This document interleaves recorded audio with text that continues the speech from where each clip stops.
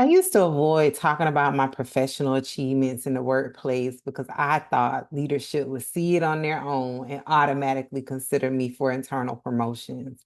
Until I learned early in my career that they don't see it. And even if they did, they won't just automatically consider you unless you make your interest in higher level positions known and your key achievements that make you a qualified candidate for the position. Let's talk today about the difference between bragging and marketing yourself in the workplace. Hey, this is Marthea Pitts, the MSW coach, and I am back for another episode of my podcast, Macro Social Work Your Way. Let's get into it. I recently shared a post on social media about how I used to struggle in the workplace, talking about my key achievements, how I went in my early years of my career thinking that being a top performer will automatically get me recognized for internal promotions and higher level responsibilities, even more pay. And it was very early on that I realized that the people who talked about their work rather than assuming that others would automatically see it, advanced further in their career than I did. So I want to talk about this because when I shared the post and when I shared like how I used to struggle with the thing and how I made the shift and why I made the shift, and I got a lot of feedback, a lot of engagement on the post from social workers saying that they are uncomfortable with doing it because they feel that it is bragging, it is being boastful, right? So I wanted to talk about the distinct difference between bragging and marketing yourself in the workplace, and why you need to market yourself more, why you need to reframe your thinking around marketing yourself in your career, in the workplace, in your job. Insert whatever word makes you feel comfortable. Where we're talking about marketing yourself wherever you make your money, right? So let's first talk about bragging. So I've been thinking for the last few days about how I wanted to engage in this conversation with you all. And so the first thing I want to give a little story time. You know, I love a good story. So I wrote down in my notes that bragging, people brag to be boastful, right? To let people know they're the hottest thing on the block. Marketing yourself is to build awareness, right? And so you can look up the definitions. You know, I love a good definition, but we're not going to look it up today because I usually go down the rabbit hole on those definitions.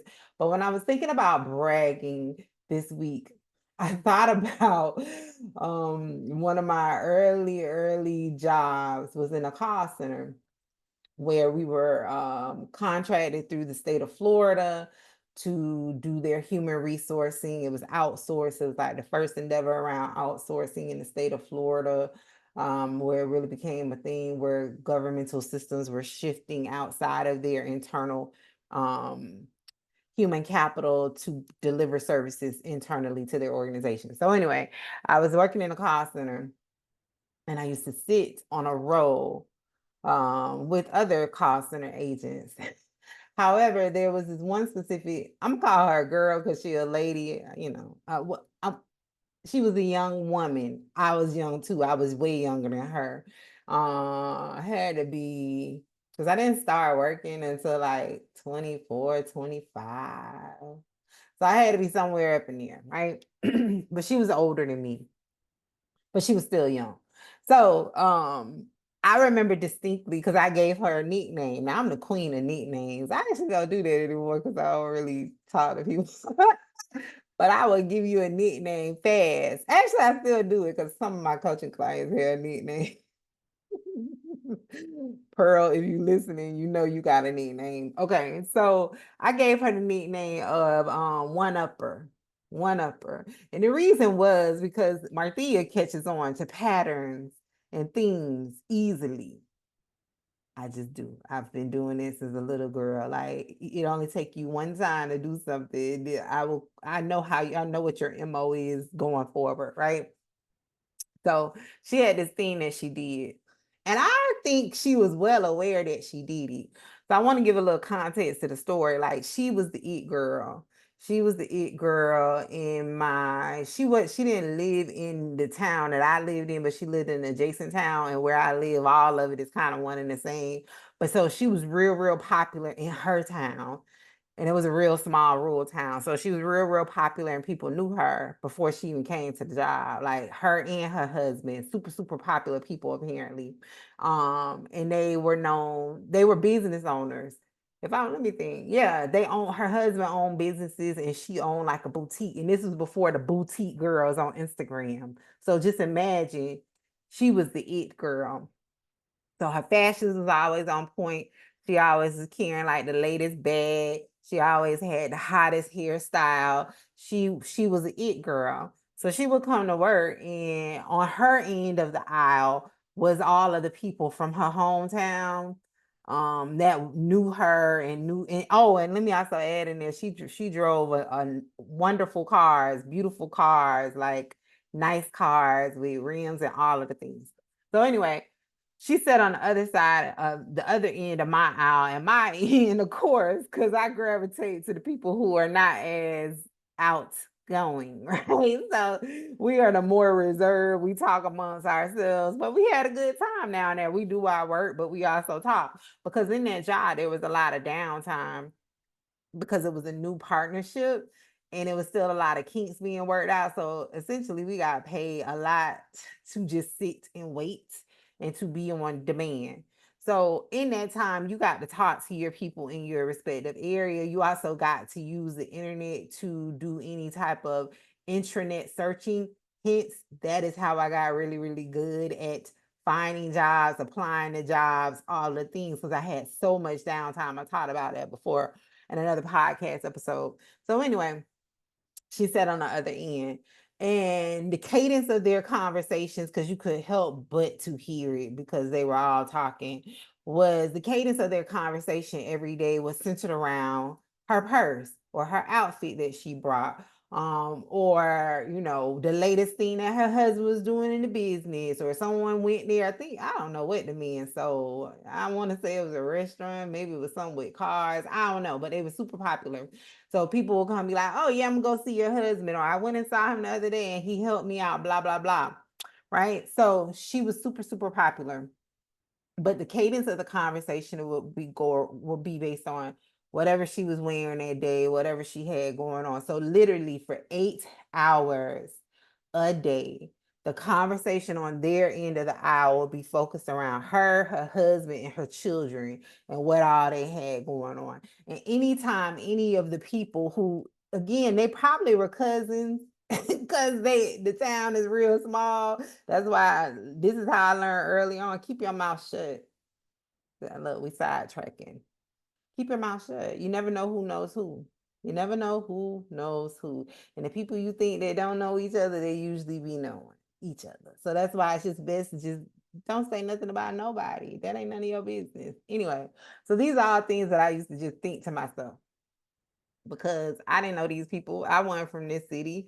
I am from South Florida. I am a newbie here. So anyway, how it would go is when other people would start talking, like if they would want to share something exciting about themselves, or the fact they were maybe going on a trip. Oh, because she traveled a lot too. Maybe they were going on a trip, maybe something their little baby did, or something that their partner did, or whatever the thing is, right? They would share it in excitement, because again, 8 hours a day, they're talking about her and her wonderful life. They would share it out. And as soon as they would get it out, she would be like, oh, yeah, we went there 2 years ago.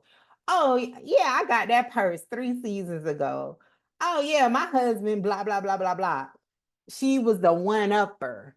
Regardless of what they shared, she always came in with a trump card. She always came in with, boom, I've done that bigger and better, or I did that way before you. You late, right? And so I started to call her because I gave her a nickname. I called her the one upper because, like clockwork, every day she would do the same thing. Every day, it didn't matter who it was. They would be like, "Oh, I had a really good call today." A monitoring on my call. They said that I did really, really good. I got a 9.5. I'm just making this up, but it's still true. She would come in and be like, oh, well, I got a 10.5. Right? It was like clockwork. That is what I call bragging, right? Bragging is when you intentionally set out to dim others in their moment of just sharing out of sheer happiness and glory, right? Because them talking about their trip has nothing to do with your trip that you took 2 years ago there. Like you could save that. You could keep that to yourself, right? Or them talking about the wonderful report they got from their baby's kindergarten teacher has nothing to do with you sharing about your kindergarten student and what they told you at the parent conferences yesterday. Like just be happy for them, especially considering that end of the aisle spend so much of their time listening to her wonderful life every day, all day, every day, all day. It was like clockwork. That's what they did for a full 8 hours. It was her talking about herself all day, all night, all day, all night. That's bragging. You get my point? Marketing yourself in the workplace is you intentionally just letting people with the authority to make key decisions about raises, about job opportunities, about responsibility assignment, know and understand what you are good at or what you have achieved success in doing. That's marketing yourself. The example I gave a social worker in the comments on that engagement post was just think about, like, I want you to reframe your thinking. Think about your favorite product. Think about your favorite store that you go into. You would not know that that store or that product existed unless the creator, the founder, the CEO, whoever the key player is, did not intentionally design some type of marketing plan to bring awareness to their products, right? I wouldn't know about Vaseline because it's my favorite little chap, the Vaseline Advanced Healing. I wouldn't know about that. I wouldn't know about Vaseline, the product, unless they started marketing it and running commercials on TV. I wouldn't know that Vaseline existed. Yeah, when you go in the grocery store, because I buy this from Publix, when you go in the grocery store, there's tons of other lip products, right? Why do I gravitate to Vaseline? It's because they brought awareness to us, to me, like our Vaseline lip therapy has white petroleum lip protectant. I'm just making this up. Or they advertise the key benefits of it. They advertise the outcomes of people using the product. They're bringing awareness to their key achievements. So that's the same thing with marketing yourself in the workplace. You have to bring awareness to your key achievements. You can't just think that someone's going to wander into a grocery store where there's hundreds of thousands of products and find you and say, oh, you are the person. All right. One of the social workers under that post said that they spent a lot of years intentionally, like they wanted a leadership position. Well, I don't think she said leadership exactly, but she wanted a role where she had more increased responsibility. And so she spent a lot of years like being a high performer, getting tons of wins and all of the things, thinking that leadership too would just see the greatness in her and come with a job opportunity. And she said too that she learned just like I did that it doesn't work that way. That you have to verbally let people know. You have to have a system to bring awareness to what you are able to do, and also in addition to that, what your interests are. Right. So I want to give you three strategies to do this, to start getting comfortable with marketing, even if you're an introvert, even if you're a person that's super private. I'm all of those things. I was all of those things in the workplace. I want to share three strategies, and these are things that I actually did in my own career. These are things that I've done and taught hundreds of other social workers to do. This is why they've been able to progress so rapidly up the career ladder, right? And I want to say this so you understand it in a real world like terminology. Closed mouths don't get fed. That's how I had to start thinking about it. When I really started to pay attention and I looked to see, oh, the people that are always speaking up in the meetings, that are always like the first to be engaging with the supervisor, and I'm not talking about in a brown nosing way. those are the people that get pulled in for bigger opportunities, for bigger jobs, that get the actual internal promotions, that get all of the things. And I started to adopt practices from them that I saw, right? Because closed mouths don't get fed. Because me on this little island ain't working. I'm still being underpaid. I'm still not where I really want to be. Let me start adopting some of these things that they're doing, but do it in a way that does not go against my values. Because when I say my values is I don't sell my soul for $1. I'm not doing it. And that's what I teach my coaching clients to do. That's why, because what I teach you all is not based on networking. We don't do networking. We get jobs through traditional means. So I started to adopt things, and from that I started to create what worked for me. What worked for me, being someone who's a person who internalizes thought, like who thinks internally about my thoughts before just saying them, right? So I've morphed them into a system that works for me, especially as an introvert. And I wanted to share 3 strategies with you, 3 of my proven strategies. The first thing that I want you to do is I want you to start documenting your successes that you enjoyed achieving. Now, emphasis on that you enjoyed achieving, because people who engage my content, you are high achievers, right? So you achieve a lot in a given day, in a given week, in a given month, in a given quarter, in a given year. However, is especially if you are a frontline worker, that means that you're doing a multitude of different things. And not everything do you find, oh, I love that. Oh, that made me so happy, right?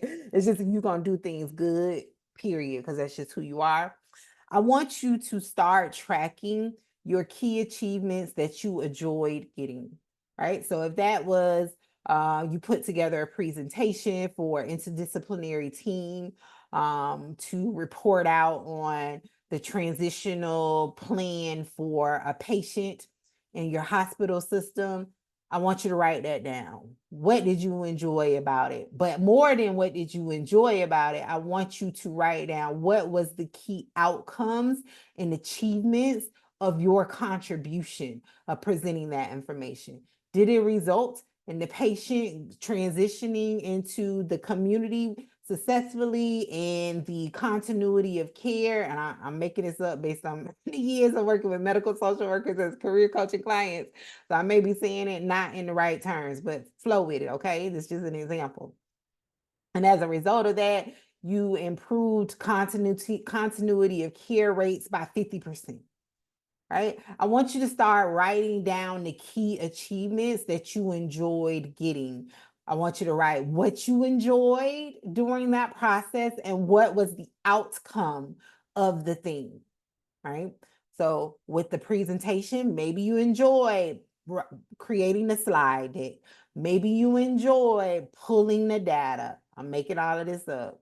Insert your thing. Maybe you enjoy talking to the other teams, talking to the other departments outside of the social work department, right? So maybe you are a school social worker. And this is a real example because I had a coaching client like this who really enjoyed. She's over she was over the IEP process. What does it stand for? Individual Education Plan process, the administrative piece of that in her school. And so what that looks like was she was responsible for coordinating the dates for when the meetings would be held. She was responsible for pulling together all of the documentation, getting all of the required signatures, getting all of the ensuring that everything was in compliance and like met the standards of the IEP in her school, requirements in her school district, in her state. She was required to, once the meeting was held, finalize, move the system, move all of the documents through like the finalization stages and ensure that they were being implemented the way that was required. And so she enjoyed that, right? So with that, one of the things that I had her do was really get clear around what part of that process, because it's a process, right? You, just like many people say, I just enjoy the IEB process. You can't. Like, maybe you enjoy it only, I'm making this up. Maybe you only enjoy like the screening piece. Maybe you only enjoy the pulling together all of the required documentation pieces. Maybe you enjoy the evaluation piece or the implementation piece. Get really specific around what did you enjoy, right? This is how you shift from being a micro focused thinker to a macro focused thinker, right? And we're only going to talk about one thing today. I'm not going to go into the full depth of how this later helps you in your transition to macro work. But I want you to identify what you enjoyed about the process. And then I want you to write down the outcomes attached to it. As a result of that, did you help 20 students get the support that they need in your school district, and that increased their learning outcome? And as a result of that, it increased their learning outcomes by 30% in 1 year. Write down the key achievements, right? Okay. Strategy number 2. Oh, as I'm doing this, I want you to, in the comments on YouTube and on the podcast, I enabled a feature where you can make comments. I don't think you could do it on Apple Podcasts, but I know you can do it on Spotify. So if you're listening on Spotify, click around on your page. And I want you to work through this while we're doing it. Now, reminder, I don't get on here because it's fun. I get on here because I'm really teaching you something. And I want you to do it because if you do the thing, it can work for you. People get jobs from this information, right? I'm not giving you fluff. I'm not the fluff person. That's why it took me almost 5 days to come on here and record this podcast. I was just like, okay, I got to get myself together, get my thoughts together. I want to be crystal clear. I want to make certain that they get what they need to get them a win. I don't just come on to talk, okay? So wherever you are right now, stop, pause the video. In the comment section, I want you to give me an example of a success that you enjoyed, that you had in the last, let's say, 90 days. I want you to identify what part of that did you enjoy the most. Break it down how I just broke it down for you in the example, and then I want you to attach a key achievement to it. Do it. It works. This is the cornerstone of writing resumes, okay? All right.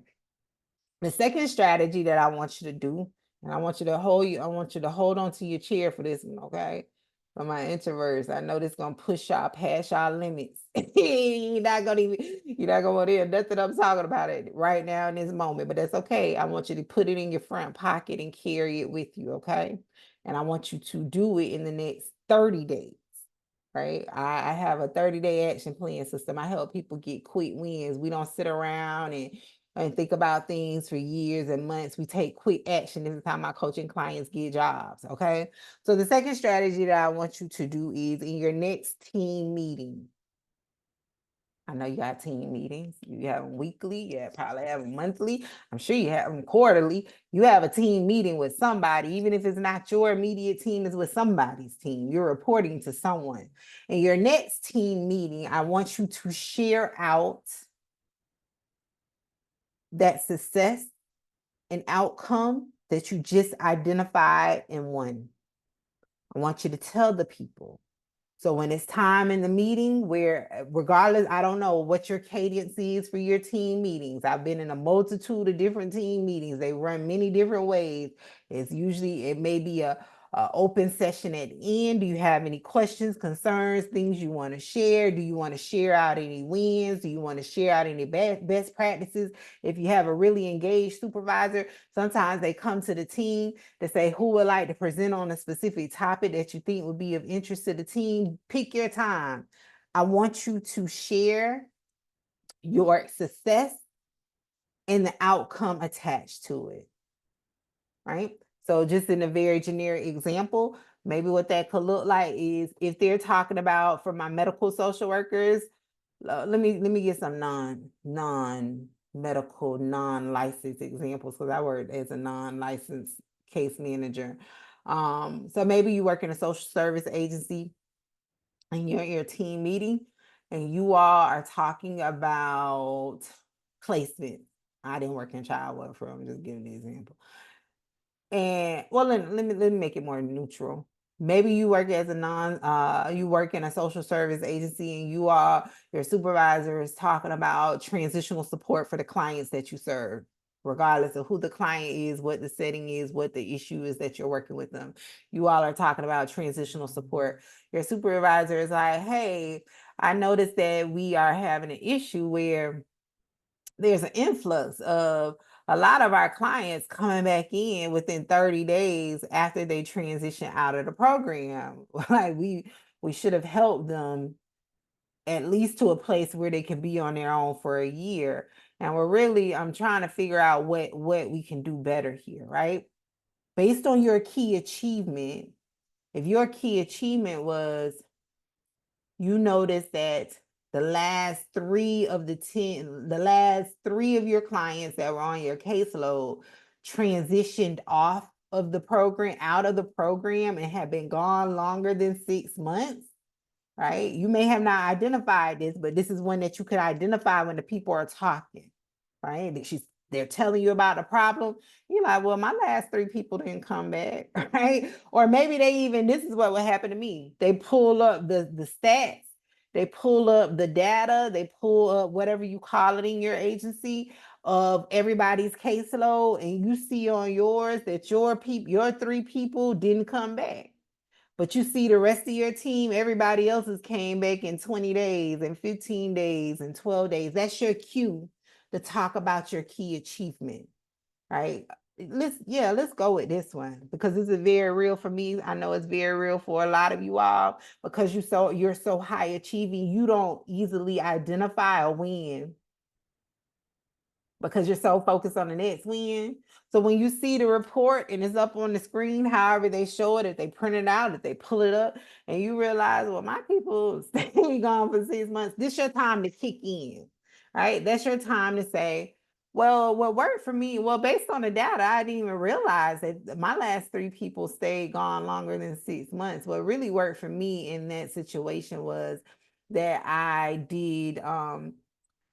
reached out to a lot of community partners that we didn't already have established relationships with to help them with things that we identified as being unmet. So what that looked like was one of my people, they needed transitional childcare longer than the 20 days that we cover. So with that, I called over to the child care, we call it Early Learning Coalition in my old state. I called over to the Early Learning Coalition, and I contacted I contacted one of the people over there that I know have been working with for several years. I sent the referrals over to, and I asked them about any other additional programs and services they could provide to my client because she was starting a new job and she needed something longer than just the 20 days because she didn't get paid until 30 days out. She gets paid on a monthly frequency. And so because of that, she was actually able to get into this new pilot program that they're offering where they are now giving year-long child care referrals, and that, as long as she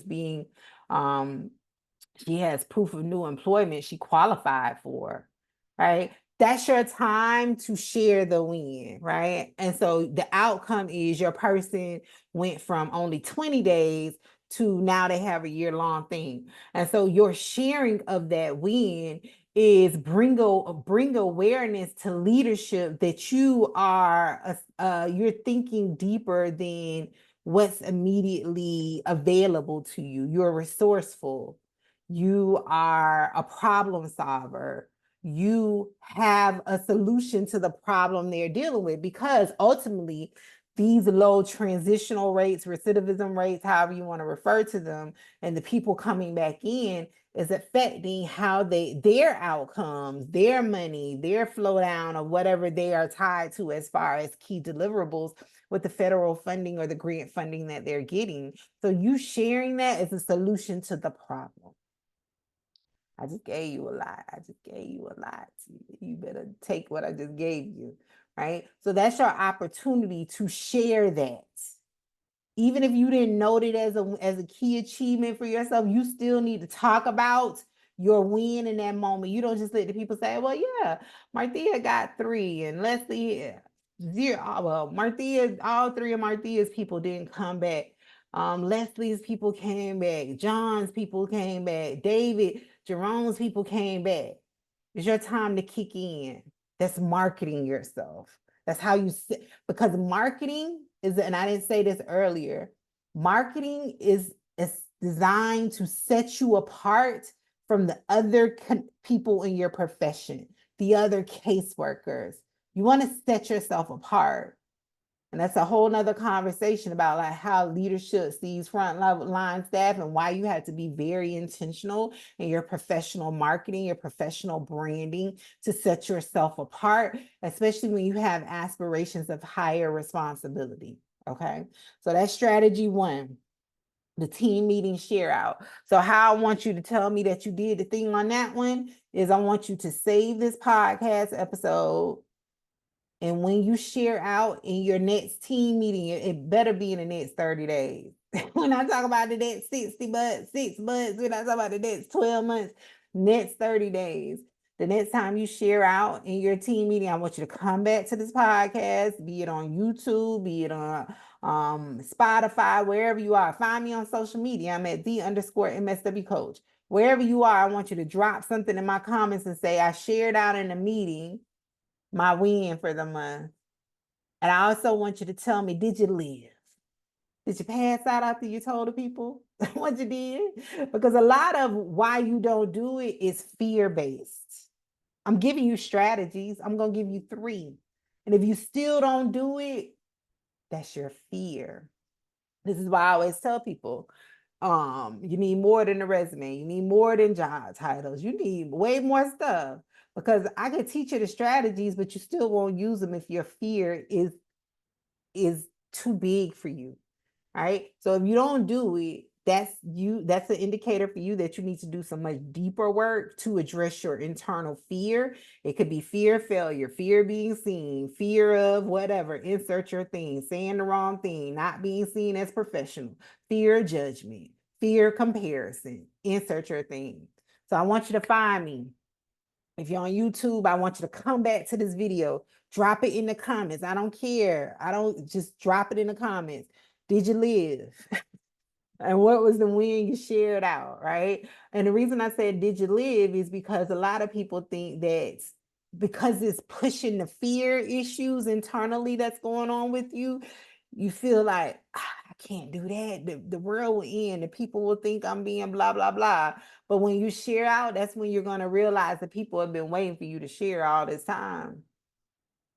They've been waiting. People have been waiting for you to tell them.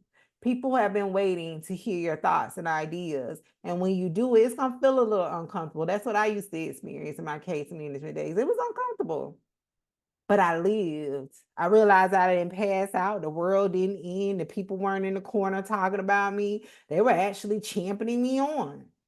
Okay. Strategy number 3. And this actually probably should have been 2. So you can reverse it if you want to. Nah, we're going to keep it 3. We're going to keep it 3. I want you to, so you share out that one time, take a little break. Well, actually, we can flip it. We can flip it. This could be strategy number 2. And then strategy number 3 would be the share out of the team. So let me reverse this. So when I recap,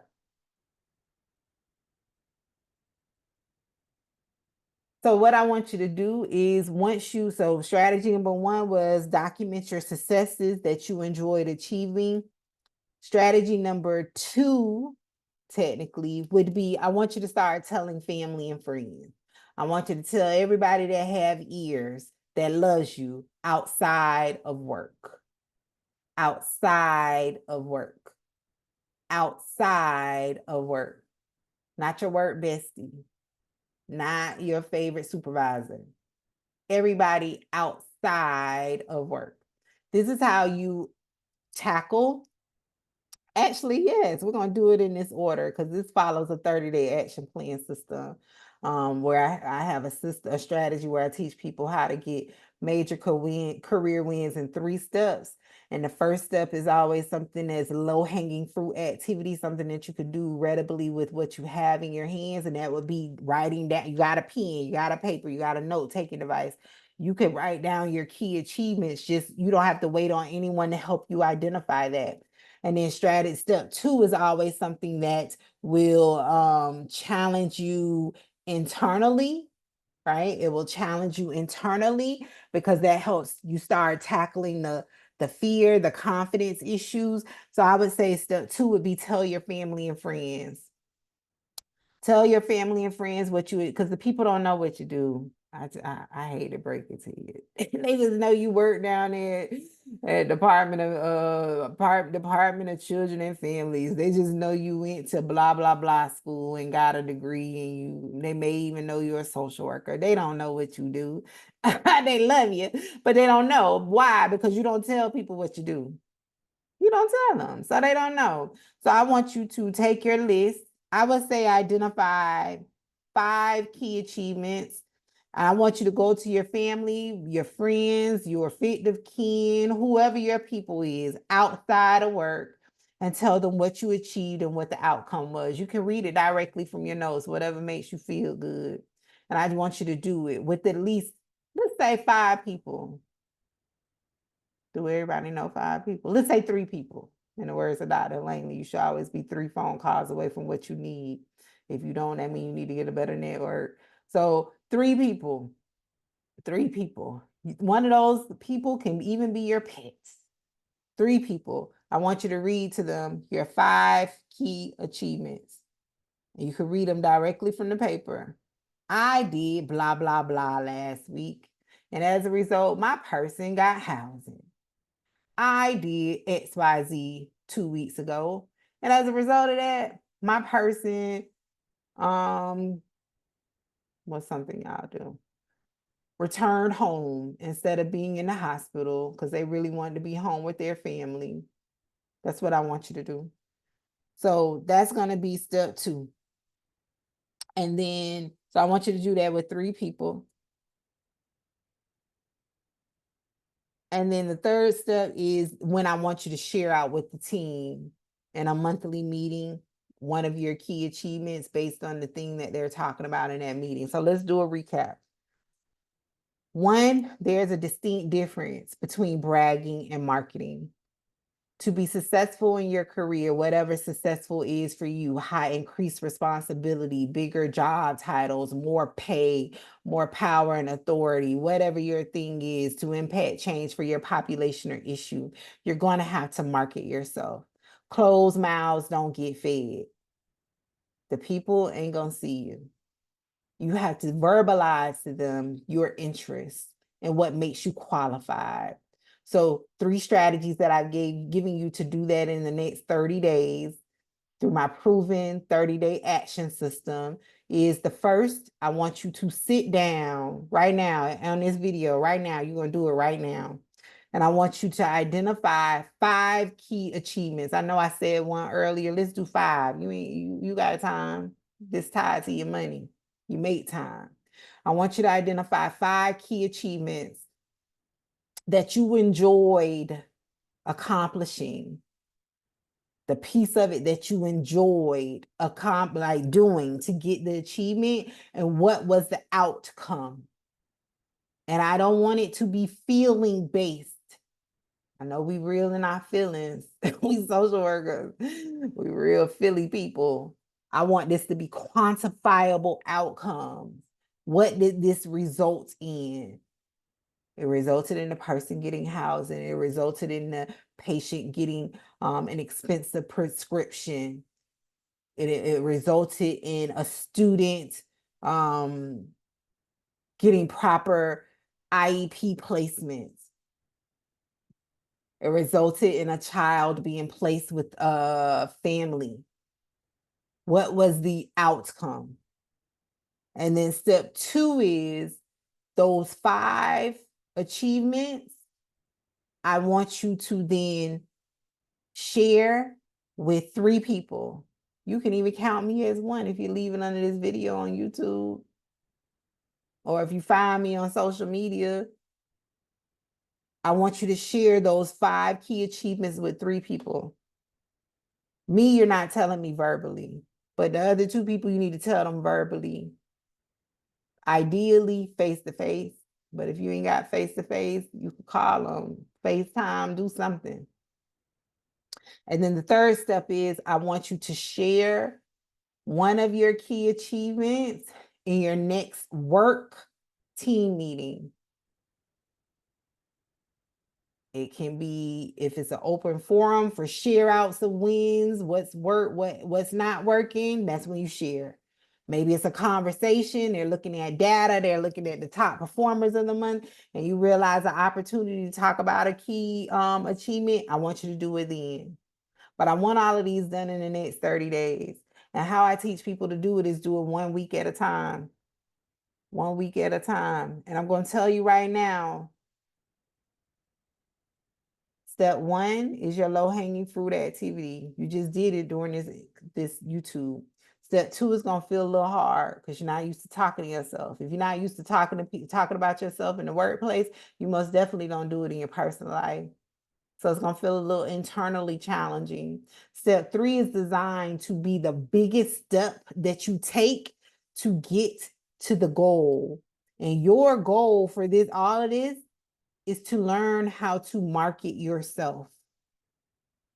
To market yourself. Not even learn, but to market yourself to your employer. So your third step is your biggest action step. So you saying that in the meeting is you telling the people, instead of just waiting for them to magically see you, what you are good at doing. Okay, so the third step is you're sharing out in the team meeting. And when you complete each step, I want you to come back to this video, find me on Instagram if you're listening on the podcast, and tell me, did you live? What was the outcome? And we're going to go from there. All right, y'all done worked me today. It takes a lot to coach, if y'all only knew. It takes a lot to get people to step into their greatness. Y'all be working me, but this is good. We're going to take it one step at a time. All right, if you enjoyed this video, drop down in the YouTube comments and tell me, give me one aha moment, one takeaway, one key reflection. When you all talk back to me in the comments, that helps me better help you. It helps me better help you. It helps me assess, what I taught you, was it effective? Did it help you? What were your thoughts about it? Let me know in the comments. Also, I want you to share this video with one other person who it can help. Because what I told y'all earlier, and it's not my quote, I didn't say this earlier, author unknown, closed mouths don't get fed. They don't get fed. We working to make money. All right. Talk to you later. Happy macro career planning. Bye.